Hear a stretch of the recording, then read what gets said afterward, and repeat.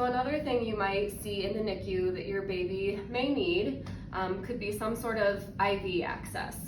So a lot of babies, when they come to the NICU initially, aren't able to eat for various reasons. A lot of times, if they're having a little bit of trouble with their breathing, they're not able to eat. There's all sorts of different reasons.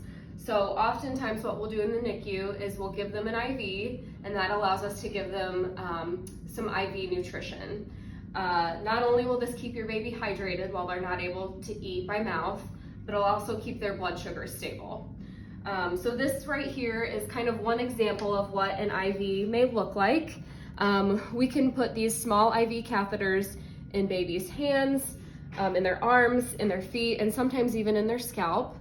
And then they'll be kind of taped down. You know, babies are pretty wiggly, so we oftentimes will use these kind of IV boards to help keep the IV secure. It can be a little bit scary at first because it oftentimes looks like they have a cast on. However, it's just to keep the IV stable.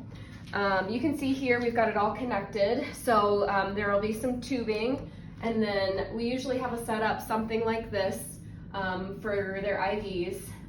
We have different pumps here that you may see, and these allow us to just infuse the IV fluids at a specific rate that's ordered for your baby. Your baby also may need the IV if they need some antibiotics for concerns for an infection or for other medications. We have other ways of giving IV nutrition in the NICU as well. So this is just your standard peripheral IV. Oftentimes we are able to place what we call umbilical catheters as well.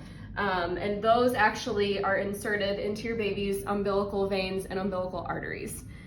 So that's an option sometimes too. And then we have more long-term IV options as well, depending on what your baby needs.